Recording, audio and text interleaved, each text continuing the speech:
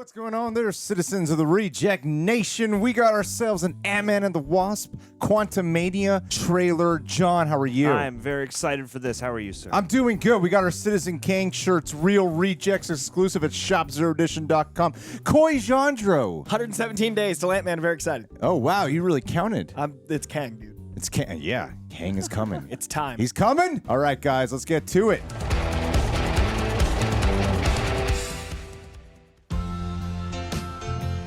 I used to ask myself a lot of questions.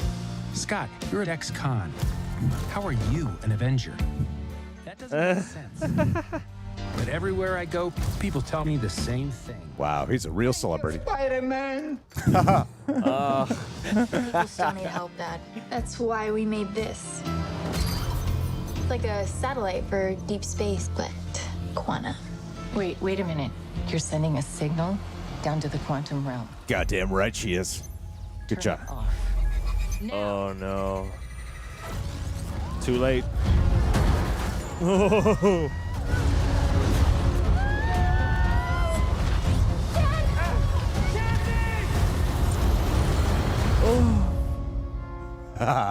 This is going to be awesome. Such a different tone from the other ones. Oh. That looks beautiful. Where are we? God damn, that looks beautiful. Dang.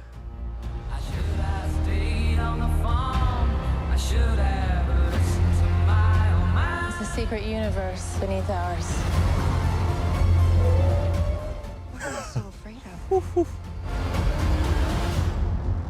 There's something I never told you. She slept with Kang. This place Dude. isn't what you think.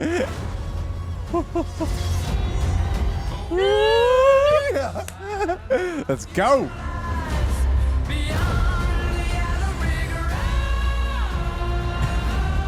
I can get you home. Is the Bill Murray right there? Give you more time. Wow. If you help me, Holy shit. so what's it gonna be? Ant-Man.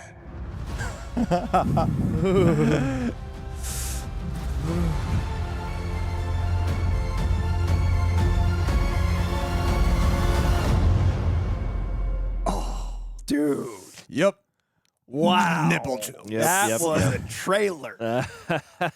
Now, before this played, because I know I had some people message me like, it's out. Yeah, I'm aware. I'm paying attention to checking for the last 4 hours. Every hour on the hour. There were people I know that saw, like, you saw it at D23. Like, I heard this trailer was actually different. I hadn't seen any of that because I didn't go to D23. I heard this one is definitely different. They had sort of that, like, ethereal tone to it, especially with diving into the quantum realm. From what I heard from the previous ones, that it felt like much more harsh and harrowing when it came to Kang, and they didn't really capitalize too much on that for their first debut trailer to go online. But for what we got here, I thought it was actually quite excellent. I thought it was so beautiful to behold. And, you know, you get the teases of, you know, Paul Rudd, Scott Lang dealing with his ego trip and the path that he's on. And I feel like this is going to be a humbling experience for him by the end, as someone who thinks he's kind of unstoppable by this point and that he knows better. And then he's going to have to go up against someone like Kang. What I'm really excited for too is Janet's story, because it looks like we're going to be unpacking her history with the quantum realm and everything that she dealt with there, because there was obviously such a fear to going back there. Other than the trauma of being lost there, it sounds like there was a real specific experience that took place, perhaps has some kind of understanding of who Kang might possibly be, and of course seeing the culture and civilization with everyone there. I thought this was a beautiful trailer. It was really, really beautiful. Coy, before you go all deep diving here, John, what'd you think? I absolutely agree, and I love the transition that the tones go through, because, yeah, you start out in this sort of fun, happy, almost wacky place with Scott, and then you have the whole crew together. You got Cassie and Hope and the Van Dynes and all that stuff, and then you're going on this beautiful-looking adventure across the yellow brick road. I even love the song Choice and the way they interpolate extrapolate that, and then it gets more and more sinister the more, you see these different entities, and then ultimately Kang and his forces revealed. I mean, this looks absolutely like something huge and important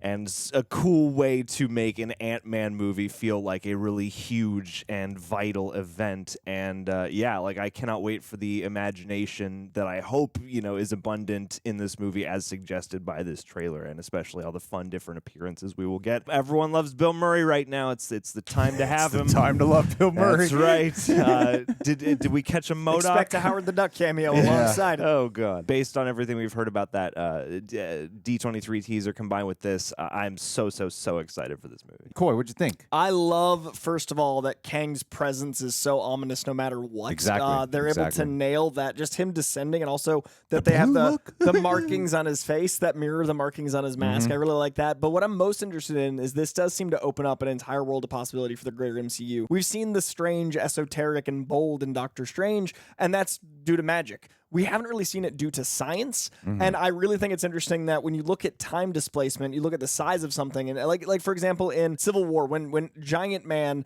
appears and he grows, he seems to be moving slow because his sense of reality and time is going to be different. I'm wondering how they're going to play around with the time displacement of the quantum realm, their size versus Kang's perception of time, how they're going to play around with what time is in this realm, what they're going to play around with throwing quantum realities at others offensively and defensively. How long have those people been in that city? There's so many things you can kind of open up by opening up this quantum realm and this quantum world, and by adding science and magic as they're leading to with Ironheart, we're going to see Kang be theoretically the time side of things, and I do think we're going to start to see time and magic combine as we heard at D23 with the Hood and Ironheart and those things. So I'm really curious what this realm connects to the others that feel like this look like, and I do think it's one of the most beautiful trailers I've seen. I think the scope of it and letting these artists have the time to play in this world, this looks like when I first saw the Guardians of the Galaxy trailer, and I was just overwhelmed by the Kirby of it all, by the scope of the cosmic marvel of it all. Yeah, so that plus a character we already know, as opposed to the Guardians, we had to meet the Guardians. We had to invest in their world and then their universe.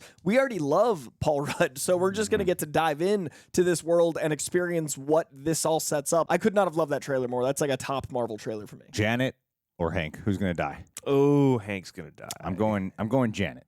I think they both might die. I think you morbid son of a bitch. What if Ant-Man and the Wasp represent those two this time, and they pass away because they're Ant-Man and the Wasp? Yeah, and then they go.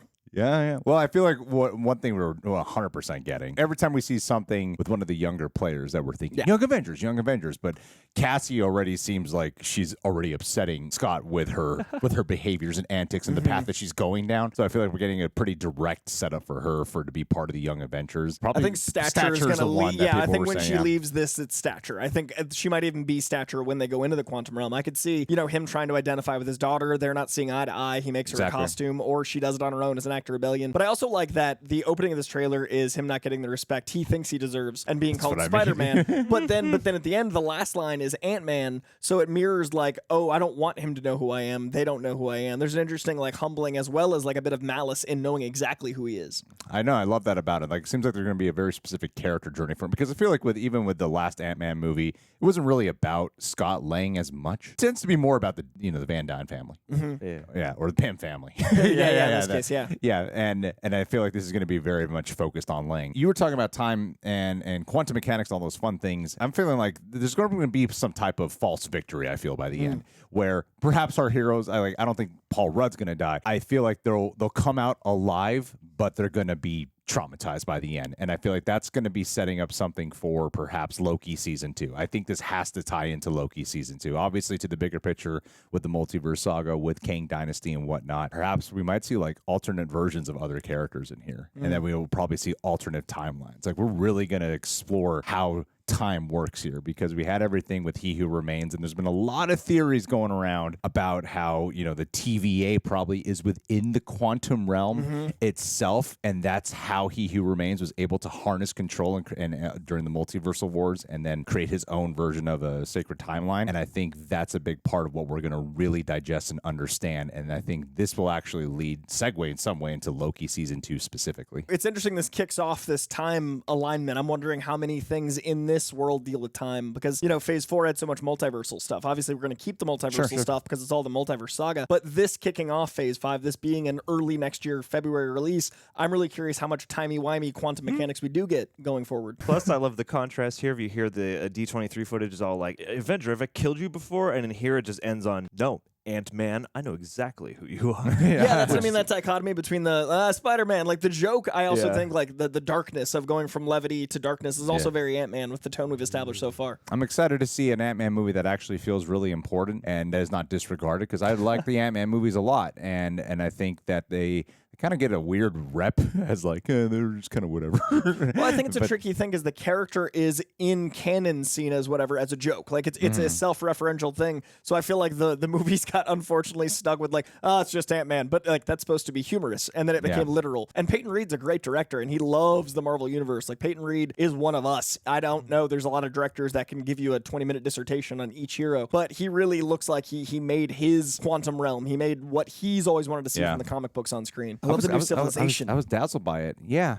I hope we actually get to really explore that group versus, just like a scene or two, because I imagine that a lot of that's linked to Janet's past and who she was probably kicking it with. If you introduce a Bill Murray character, I imagine he's gonna be a Jeff Goldblum-esque. Maybe he's another one of the larger beings, a la the Gardener, the Collector. He could be the one in the quantum realm that watches over that. It'd be interesting if he was one of those beings. And then we've also got the entire civilization of aliens, and it looks like Star Wars adjacent people that are trapped in this realm. Cat. Or he's just funny. Or he's just Bill Murray. You're overthinking it. He's playing Bill Murray. Just a cameo. All right, guys. We'll leave your thoughts down below. Be sure to subscribe. Click that bell. Tell us what you thought of the trailer. What are your theories for what's going to take place? Who do you think is going to die? All right. We'll talk with you all soon. Thank you, guys.